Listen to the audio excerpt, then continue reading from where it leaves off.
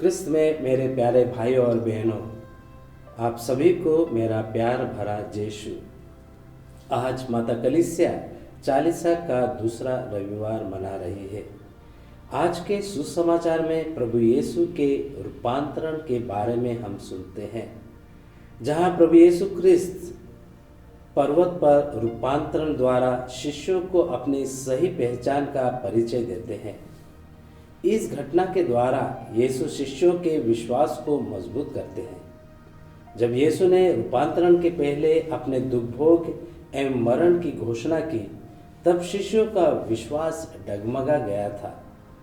इस प्रकार शिष्य निराश व हताश हो गए थे, क्योंकि वे ऐसे महान मसीहा की प्रतीक्षा में थे जो उन्हें रोमन शासन की गुलामी से मुक्त कर उनके लिए स्वतंत्र राज्य की स्थापना करेंगे। उस स्वतंत्र राज्य में शिष्यगण महत्वपूर्ण स्थान पाने की आशा में थे, इसलिए वे दुख पीड़ा को सहन करने के लिए तैयार नहीं थे। ऐसी परिस्थिति में यीशु रूपांतरण द्वारा उनकी शंका और भय को दूर करते हैं।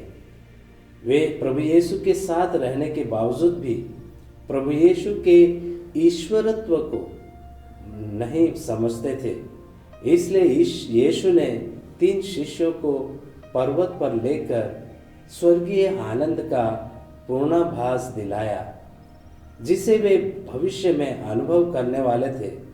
इस अनुभव के द्वारा शिष्यों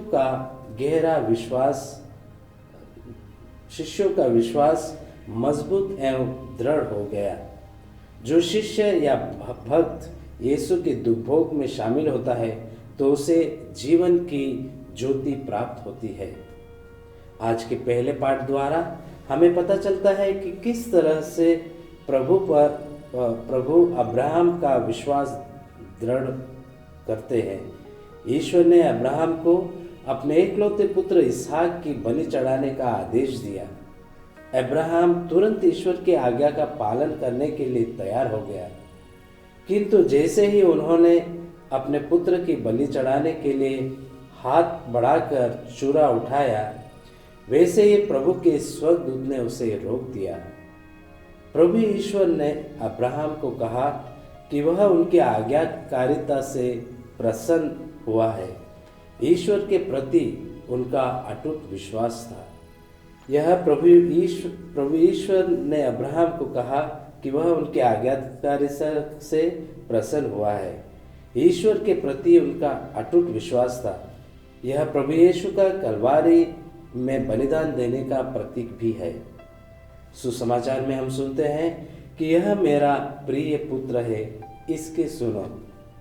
आज हम यीशु के रूपांतरण को स्मरण करते हैं, तो हमें यीशु के व्यक्तित्व को समझने का प्रयास करें कि वे हमें क्रिस्तीय जीवन का सही अर्थ एवं मूल्य को समझने में सक्षम बनाए। हम प्रार्थना करें कि रूपांतरित प्रभु यीशु हमारे विश्वास को दृढ़ करने में मदद करे, जिससे हम भी अपने रूपांतरण एवं महिमा को ईश्वरीय पुरस्कार के रूप में प्राप्त कर सके। पिता, पुत्र और पवित्र आत्मा के नाम पर आमीन।